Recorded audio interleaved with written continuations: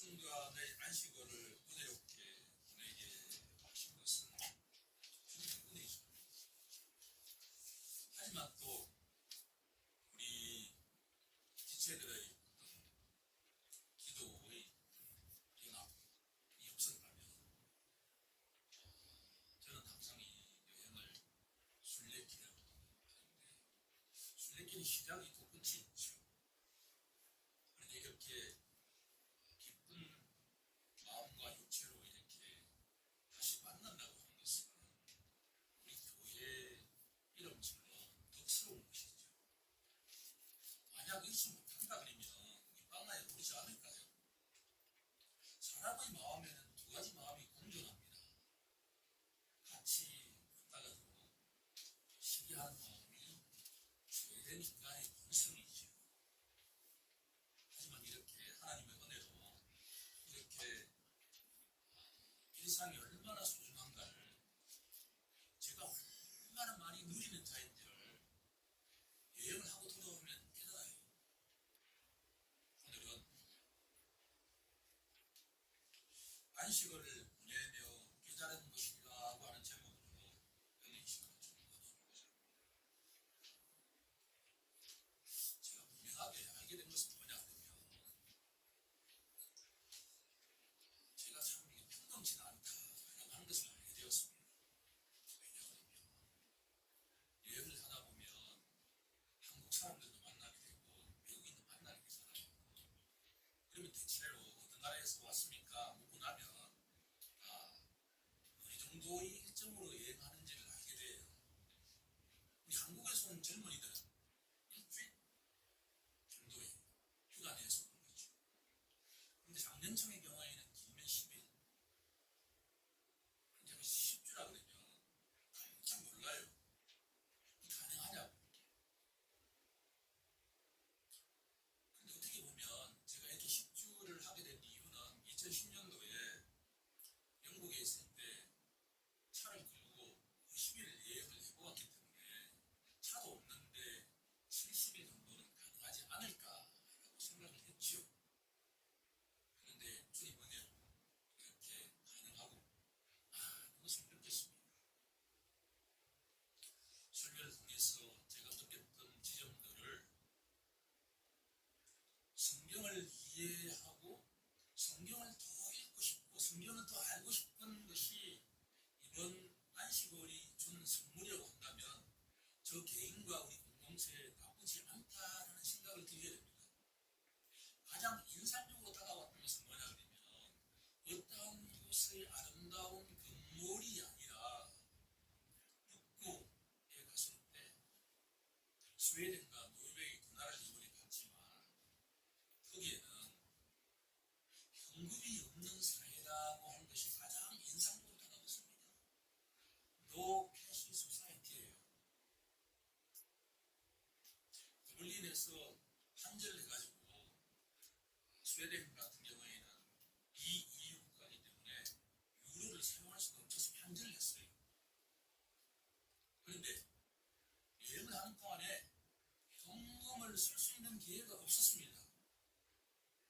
택시는 물론이고 우리나라는 화장실에 대한 관용적인 문화잖아요. 돈 내고 화장실 가는 문화는 아니죠. 그런데 돈 내고 물론 화장실에 가는데 화장실에 가려고 그러면 더블린 같은 경우에는 꼭 50센트 동전만을 사용해야 돼요. 1유로는 사용할 수가 없어요. 옆에 가서 바꿔서 사용해야 돼요. 그런데 스웨덴과 오슬로는 카드를 사용해야 됩니다. 카드도 우리 같은 경우에는 카드를 꽂아서 사용하는 게 익숙하죠. 와이어리스, 갖다 댄 카드만 사용해요. 갖다 대는 카드가 없으면 화장실도 이용할 수가 없어요. 돈은 한 600원. 그런데 부부가 사용하려고 그러면 조금 그렇지만 문을 조금 열어놓고 하면 부부가 사용할 수도 있기도 하는 것을 알았습니다. 그런데 제가 이번에 여행을 하면서 근본적으로 깨달은 것은 뭐냐고 하면 참 제가 무지하다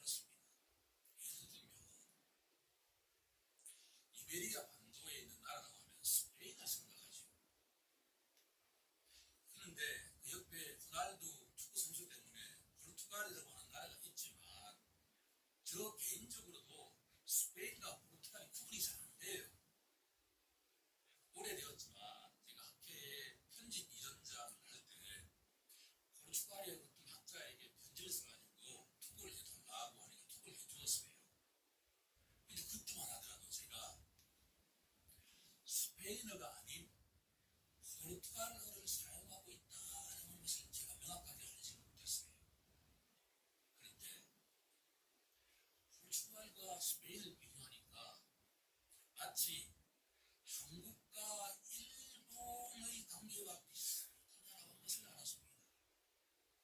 포르투갈이 말이에요.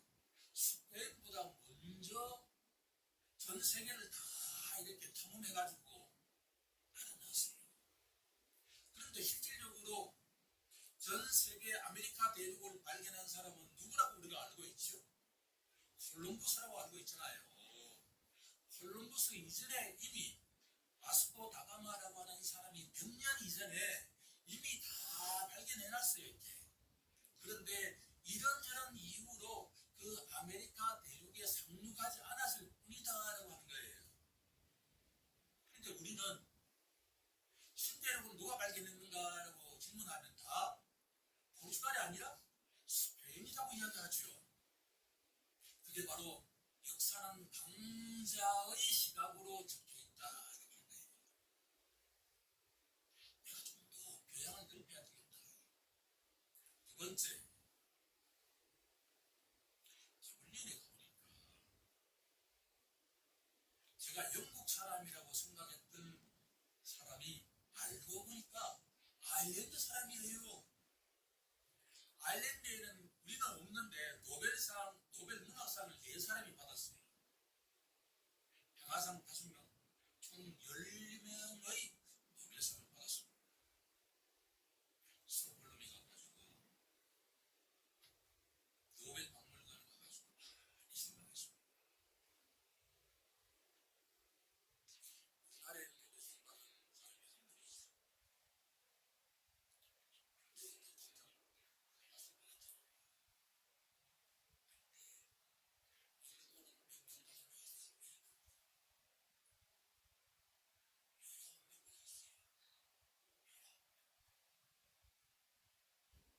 제가 진짜 일본을 한다고 생각하는데 모르고 있어요. 빈센트 반 고흐라든가 고갱이라든가 인상파 화가들이 누구로부터 영감을 받았는가 하면 일본의 판화로부터 영감을 받았어요. 유럽 곳곳에 가서 무라카미 하루키라고 하는 소설가 있죠. 그 사람이 베스트 편이 다 들어있어요. 한국인은 일본에 대해서 이중적인 감정을 가지고 있어요. 절대 져서는 안 된다. 근데 일본 잘 몰라. 세계에서 일본을 무시하는 나라는 한국뿐이에요. 그것도 잘못적이지. 중국인들은 제가 보기엔 되게 무례해. 너무 자신감이 넘쳐. 그런데 제가 묵직하다는 생각이 드는 것이 하나님의 은혜인데 내가 무식하다라는 생각이 드는 순간에 어떤 욕구가 생기죠? 알아야 되겠다, 독서해야 되겠다라는 생각이 들지 않겠습니까? 그것은 저의 큰 은혜입니다. 그런데 제가 아무리 독서를 한다 한들 내가 아일랜드에 대해서 얼마나 알 수 있을까요? 제가 포르투갈에 대해서 얼마나 알 수 있겠습니까? 그렇죠. 그런데 이번 여행 10주 동안에 20개 정도의 미술관을 가게 되면서 제가 그림은 전공하지 않았지만 그림에 대한 식견이 조금씩 증가하고 되었습니다. 그런데 딱 2가지의 그림이 저 시야에 들어왔는데 오늘 한 가지의 그림만 본문과 관련되어 있기 때문에 제가 소개해드리고자 합니다. 수많은 화가들이 동방박사의 경배라고 하는 성경에 나와 있는 내용을 그림으로 표현하는 것이 일생의 화제였어요. 우리가 웹사이트에 찾아보면 수많은 동방박사의 그림이 있잖아요. 그런데 지금 워낙 많은 미술관을 가지고 사모님이 엄청나게 사진을 찍다 보니까 어느 미술관인지 좀 몰라. 어제 찾다가 포기했어요. 그런데 그 미술관에 동방박사 3사람이 마리아와 그 품에 안고 있는 아기 예수님을 경배하는 그림이에요. 그래서 우리가 상상할 수 있는 그런 그림이에요.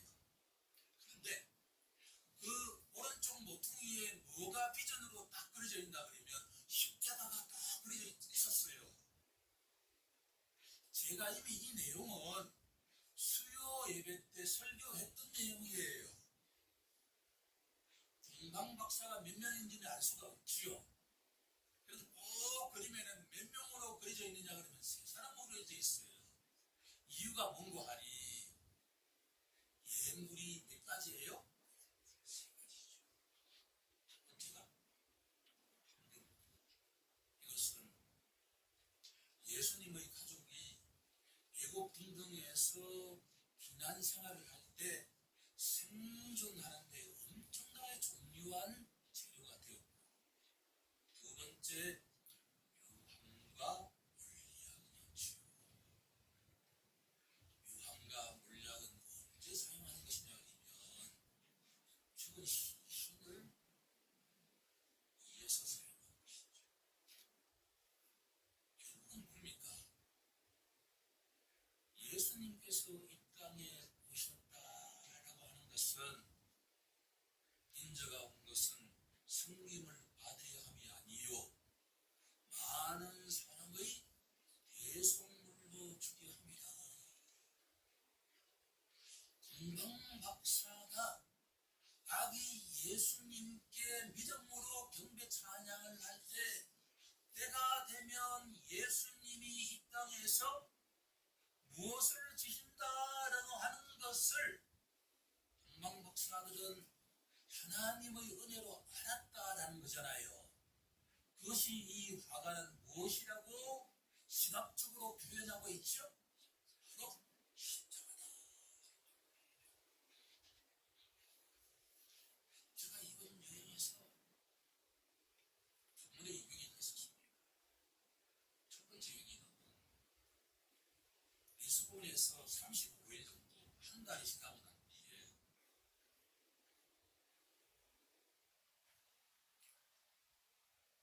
아직도 일어나기 힘드니까요. 두 번째 어려움, 마지막에 많이 갔습니다. 10일 남겨 놓았습니다. 북부의 날씨 예보를 보니까 18도, 17도 정도 여기 추운 날씨죠. 그런데 25도 날씨였어요. 너무 감사하죠. 어떻게 그렇게, 저는 이게 모자도 쓰지 않고 그냥 이렇게 이걸 많이 감사했어요. 맨날 많이 오니까 거꾸로 날씨가 17도, 18도 되면서 비가 왔어요. 이 감기가 안 났죠. 그럴 때 비가 들어오면서 지난 테스트를 주마등처럼 쭉 복귀해 보았습니다. 정확하게 바둑 복귀하듯이 복귀가 되었습니다. 하루 이틀 시차가 있는 그런 것을 제외하면 정확하게 제가 일정표 속에 어떤 일이 있었는가를 하나하나 다 기억할 수 있었습니다. 그런데 그 속에서 가장 기억에 남는 지점은 바로 이 그림 한 점이었다라고 하는 것이요. 제가 이 세상에 살아갈 때 무지하다라고 깨달은 것은 지속적으로 교양을 넓혀야 된다라고 하는 것은 맞지만, 이 세상에서 인간에게 가장 중요한 지식은 무엇이냐 그러면 바로 그리스도가 누구냐에 대한 지식이다라고 하는 거죠. 본문으로 한번 뛰어들어가 보겠습니다. 사도 바울은 말이에요, 엄청나게 지성적인 존재였어요. 로마 시민권을 갖고 있으면서 이 땅에 태어났습니다. 지금으로 따지면 미국 시민권보다도 더한 시민권을 가지고 있어요.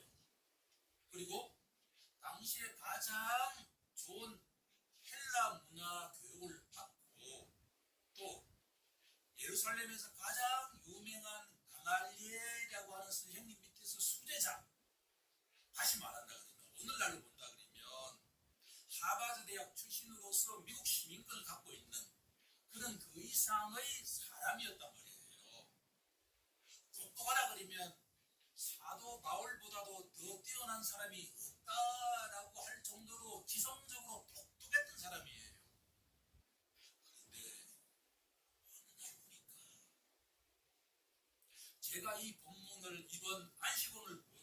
보면서 이 본문을 해석해보면 어느 순간에 사도 바울은 자신이 너무나 무지하다는 걸 알게 되었다고 하는 거예요. 특히 누구에 대해서 포르투갈이 아니라 아일랜드가 아니라 누구 그리스도가 누군지를 저는 정확하게 몰랐다고 하는 거예요. 그렇게도 문자적으로는 정확하게 알고 있다고 생각했던 그리스토스라고 하는 이 헬라어 단어의 히브리어 단어는 뭡니까? 메시아잖아요. 기름 부음 받은 자, 하나님의 아들. 그리스도에 대한 지식이 아주 충만하다고 생각했습니다. 그런데 다메섹 도상에서 다메섹으로 예수 믿는 도당들을 잡기 위해서 혈안이 되어서 말을 타고 가던 이 사울이라고 하는 젊은이가 부활하신 예수님에 의해서 완전하게 땅에 엎드려졌을 때, 야, 내가 지금까지 알고 있던 그리스도에 대한 지식은 틀린 것이다. 내가 진짜 무지한 자다라고 깨달았지 않았을까라고 생각해 보았다는 하는 것이죠. 그리스도고 메시아가 누구냐라고 하는 거예요. 하나님의 아들로서 보다 정확하게 이야기한다 그러면 하나님이죠. 하나님이신 분이 인간의 몸으로 이 땅에 성육신하셨다. 그분이 때가 되면 무엇을 할까요? 십자가의 형벌을 진다. 사도 바울은 알았단 말이에요. 그것은 예언서 어디를 보더라도 쉽게 알 수 있는 내용이에요. 하나님의 아들이신 메시아가 자기 백성의 죄를 위해서 십자가 형벌을 지실 것이다 라고 하는 예언의 말씀을 사도 바울은 정확하게 알고 있었다라고 저는 해석하죠. 그런데 사도 바울이 무엇이 문제였는가라고 하는 거예요. 그 메시아 그리스도가 나사렛 예수에게는 없다라고 하는 거예요. 이 지점은 우리에게 스스로 질문해 봐야만 합니다. 하나님의 아들이 진짜 나사렛이라고 하는 그 깡촌에 교육도 받지 않고 볼품 없고 가문도 없고 아무런 자격 없는 평범한 몫으로 살아왔던 그 예수가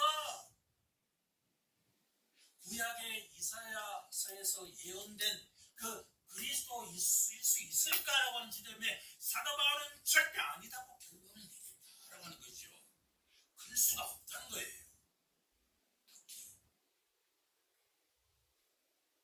전에 사울은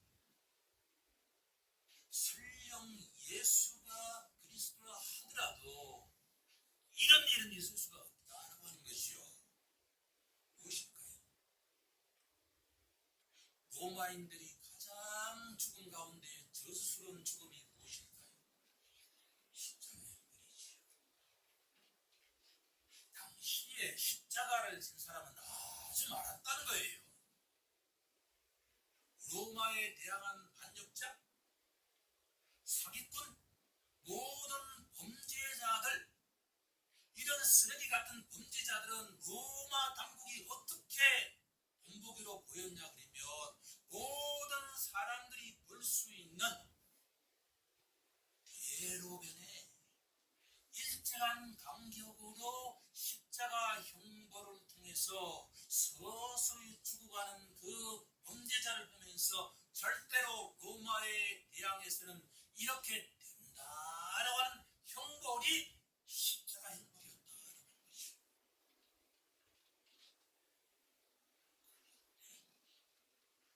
그런데 알고 보니까 하나님의 아들이신 그 그리스도가 바로 누구라는 이야기예요. 나사렛 출신의 그 예수가 가장 저주스러운 죽음으로 십자가 형벌에 죽었던 그 예수가 바로 누구란 이야기예요.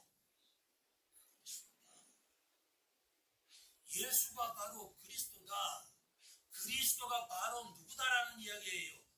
예수다. 이걸 줄여서 성경은 두 개의 명사로 사용하잖아요. 뭐로 사용하죠? 예수 그리스도. 명사가 아니라 명장이에요. 위대한 선포예요. 그래서 유대인들은 어리끼는 거잖아요. 유대인이라면 절대로 예수가 저주스러운 죽음을 죽은 십자가 형벌을 받은 예수가 누구일 수 없다라는 거예요. 그리스도일 수 없다라고 하는 거예요. 이것이 뭐가 잘못되냐는 이야기예요. 로마인들을 비롯한 당시의 지식인 중에서는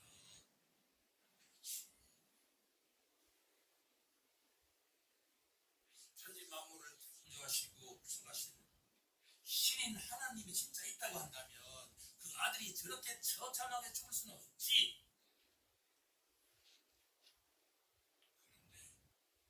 근데 하나님의 은혜가 뭘까요? 사울이 지성적으로 생각하기에는 절대 예수가 그리스도일 수 있습니까? 없습니까? 없어요. 그런데 어느 순간에 자기 속에 예수가 바로 누구다라는 믿음이 쑥 들어왔어요. 예수가 바로 그리스도다 말이에요. 그리스도가 바로 예수다라고 하는 지식이 쑥 들어오게 되었다는 이야기예요.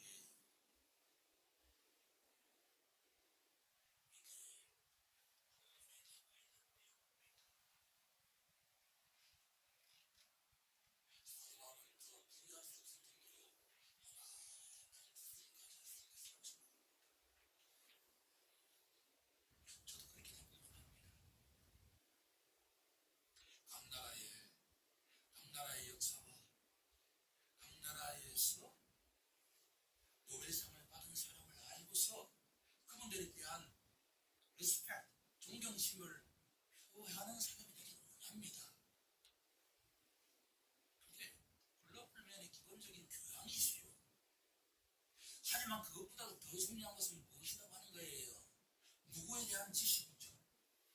그리스도에 대한 지식이다. 그리스도가 누구냐라고 하는 거예요. 예언서를 보아야 하지 않을까요? 이사야 선지자가 예언했던 그 메시아가 누구냐라고 하는 거예요. 그게 알고 보니까 세상 사람들이 가장 저주하는 누구라는 이야기예요. 예수다 라는 이 믿음에 대한 지식, 이 지식이 더 중요하다라고 하는 것을 그게 은혜가 아닐까 하는 생각을 해보는 것이 첫 번째로요. 첫 번째 달로 인생의 최고의 지식은 뭐와 뭐죠? 그리스도와 십자가다.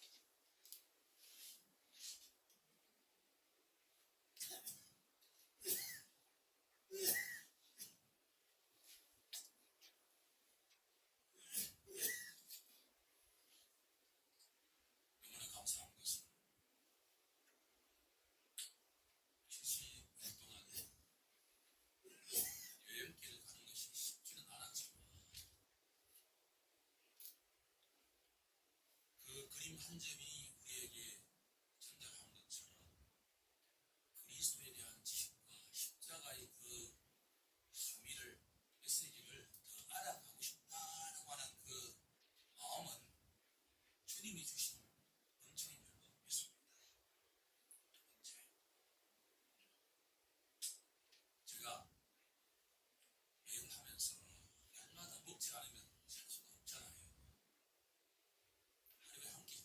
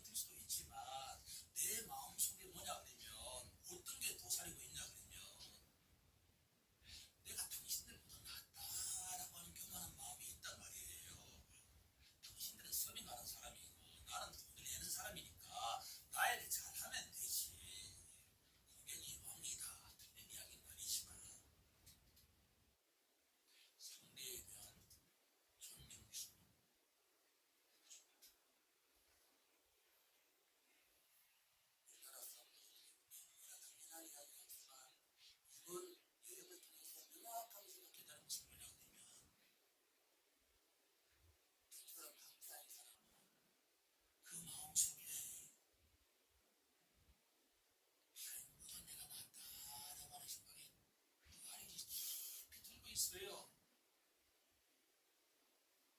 말하면 타인에 대한 존경심이 적을 수가 있어요. 예술가 그림을 본다라고 하면서 부부가 그림을 본다는 것은 혼자 보는 게 아니라 누구와 함께 보시고 예술가와 함께 보시고 또 누구와 함께 봅니까? 그 예술가냐면 모든 관객들과 함께 보시고 중요해야 돼요.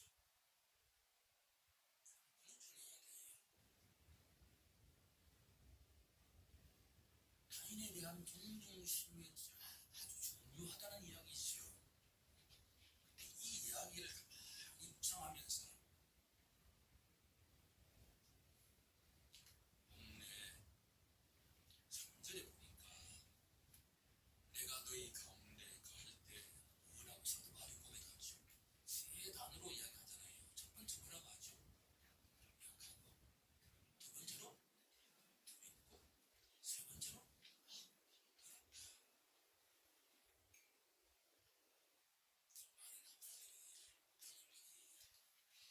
건강이 아주 좋지 않다라고 진단하죠.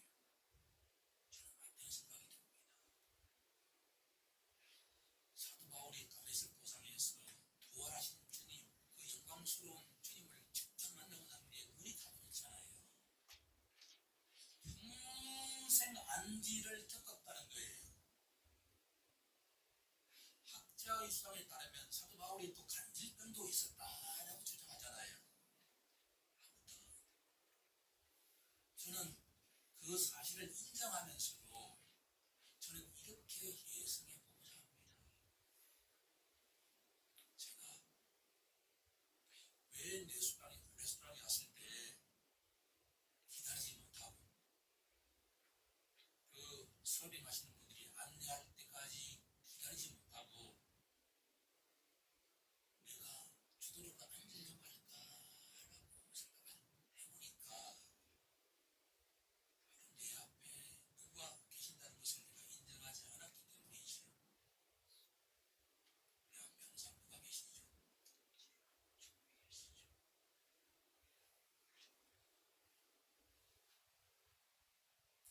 겸손과 상대에 대한 존중의 마음은 내가 평소에 갈고 닦으면 나을 수는 있지만 가장 중요한 포인트는 뭐냐 그러면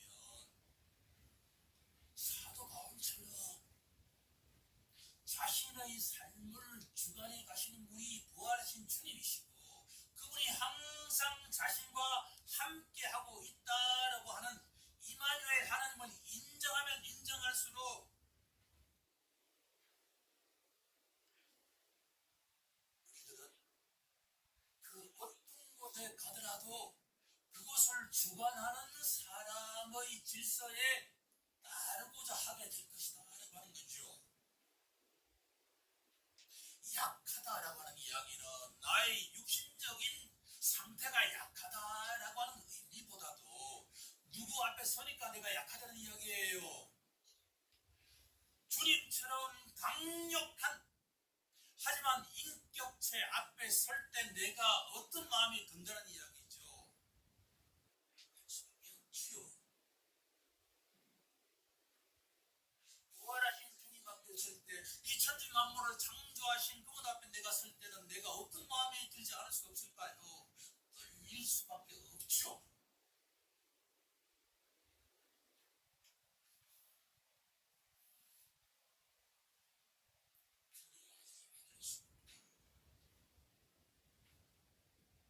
저는 이렇게 정리해보고자 합니다. 예수님이 그리스도라고 믿고 고백하는 자는 다음과 같이 고백할 것이다 라고 말입니다. 두 번째 갈로의 성경은 고백입니다. 뭐라고 고백한다고요?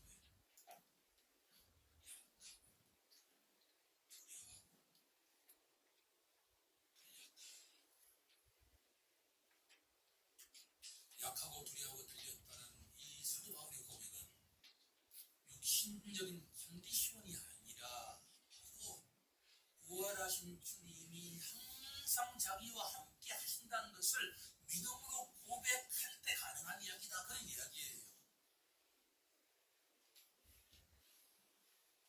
그러면 우리가 지금부터 예컨대 레스토랑에 갔을 때, 교회에 갔을 때, 어디에 가서든 그것을 주관하는 사람의 질서에 순종하는 사람이 되고자 한다면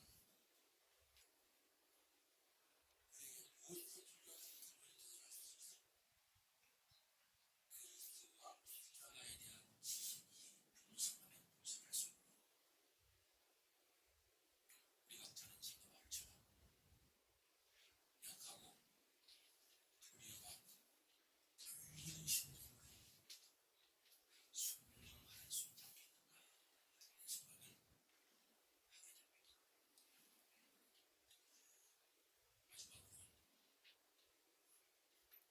마지막으로 우리가 어떻게 하면 메시아에 대한 지식을 더 알 수 있을까요? 우리가 어떻게 하면 상대를 통해서 그 그리스도에 순종할 수 있을까요? 그것은 바로 우리 자신의 노력에 의해서 되는 것이 아니라 사도 바울은 뭐라고 고백하죠? 우리 다 함께 5절을 합독해 읽어보겠습니다. 시작.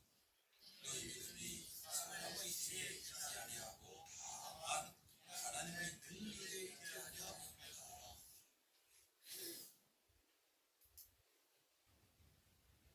뭐라고요? 하나님이 뭐라고요? 하나님의 능력에 하려 한다면 제가 어떻게 내가 무지하다는 것을 고백할 수 있을 것이며, 이 세상에서 최고의 지식이 바로 역사도 아니고 그 역사의 주관자이신 그리스도, 그분과 그리스도의 십자가만이 가장 최우선적인 지식이 되어야 된다.